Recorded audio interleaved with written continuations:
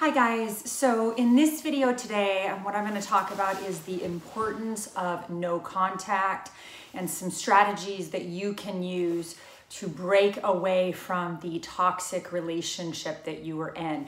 Whether you were with a narcissist, a psychopath, a sociopath, or an active addict, any one of these emotional manipulators. And if you have been in one of these relationships, I've made some other videos on this, you have probably have a trauma bond with these people.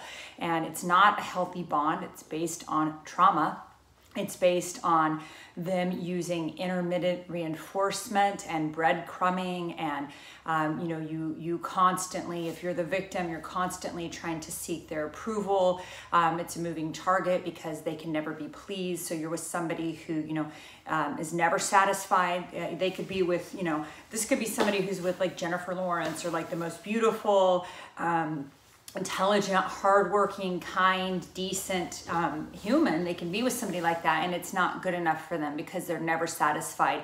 They don't really see their partner or the victim as a human being. They're not really interested in that person as a human being, in their internal life, or anything to do with that person's sort of self, other than as a means to manipulate. So in the beginning, if you were with a covert narcissist or a sociopath, you'll notice with sociopaths, they don't talk about themselves at all. They're not like the typical narcissist where they're always talking about themselves. It's not like that at all. In fact, they don't give you much information about themselves at all, but they listen intently to learn about you so that they can get as much information from you as possible about your trauma, about what you've been through, who you are, only not because they're curious because they love you, but because they want to be able to use that in their file cabinet to later manipulate you. That is their sole intention of learning you, right?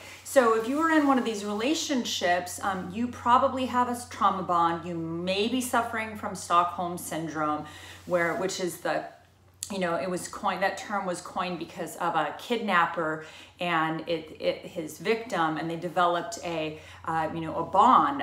It ended up being a romantic bond that was based on trauma and dominance and feigned superiority. And remember, with narcissists, sociopaths, psychopaths, like, you are their inferior. I don't care how great you are, how wonderful you are, how smart you think you are, all those things. You could be all those amazing things, but they need to feel superior to you. They must be, superior. They're the smart one, you're the dumb one. They're talented, you're less talented. And whether that is actually said out loud or if that's just implied, one way or the other, that is, the dynamic in the relationship. So when they are with their new source of supply, they have already targeted that person, and they already know that person's weaknesses.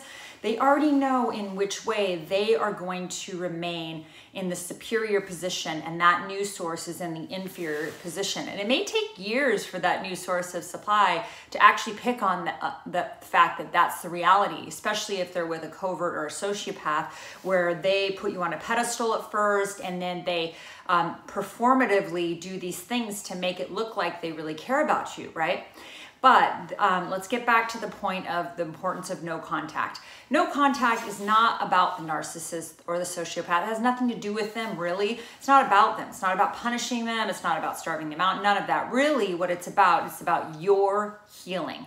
The reason that you need to go no contact is you need to break this trauma bond from this manipulative abuser. And the only way to do that is one day at a time by going no contact. And when you do that, I highly recommend you block them on Facebook, you block them on Instagram, you block them on LinkedIn, you block them on Venmo, anything that you think that you may that they may have access to, because these people are notorious cyber stalkers, right? So block them on everything. You do not want to be looking at their Facebook page or any of their social media.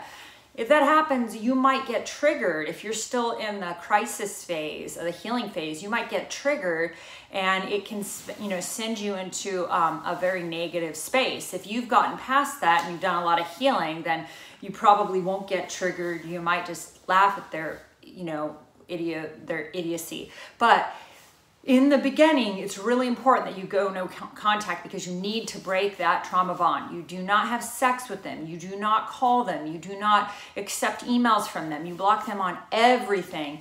And then little by little, you will start to heal. I highly recommend you download an app. Like, there's a bunch of habit breaking apps. It's almost like you have to break an addiction to the narcissist, or break a bad habit, this addiction that you have to this toxic person. And yeah, the addiction has been created through all sorts of mind fuckery that they've enacted on you, to keep you, they call it breadcrumbing, where they, love bomb you and then they withhold. They love bomb and then they withhold. So they could be love bombing you and then withholding. They could be, doing all sorts of trips with you and then not having sex with you, or, not having sex with you for 4 months, using sex as a tool of punishment and to withhold, right? So they do this in all sorts of creepy ways. Normal people don't withhold sex to punish their partner. That's something that manipulators and sociopaths, psychopaths, narcissists do, but not normal, healthy people.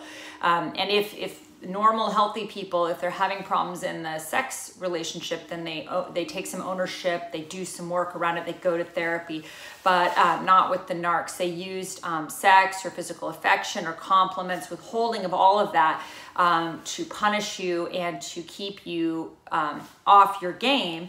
And then they will love bomb you, with some grand romantic gesture. It could be roses, it could be a climbing trip, it could be anything. You just, they love bomb you specific to what is going to work for you. And they have studied you so that they know what that's going to be, right?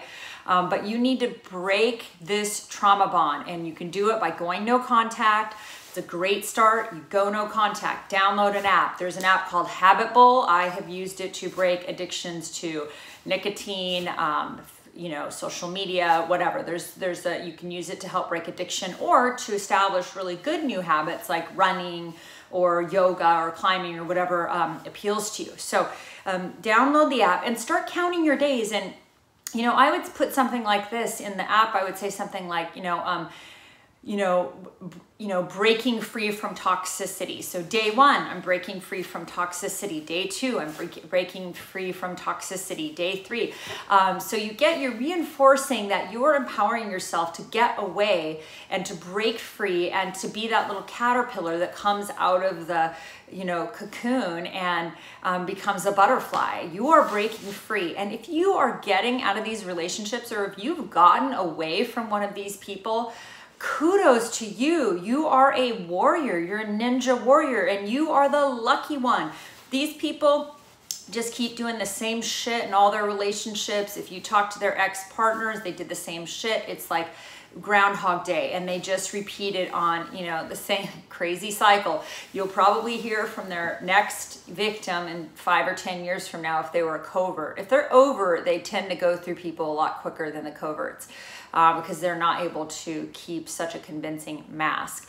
But the no contact is super important. It's important for you, so you can start the healing process, so you can start getting perspective, so you can start looking back on the relationship for its reality rather than the fantasy that you were in. Check out the reality, and the more you do that, the further away you get from them, the more you realize that you were in fact in a psychologically, emotionally, perhaps physically abusive relationship, and you deserve so much better than that. You don't need to live in that kind of rotten toxicity. And then don't get into another relationship with another psychological manipulator. Don't do that. Do not get with another crazy. Do your work, heal, take a break between dating. When you are out of one of these relationships, you can be quite vulnerable. So you need to be quite careful and selective about who you surround yourself with.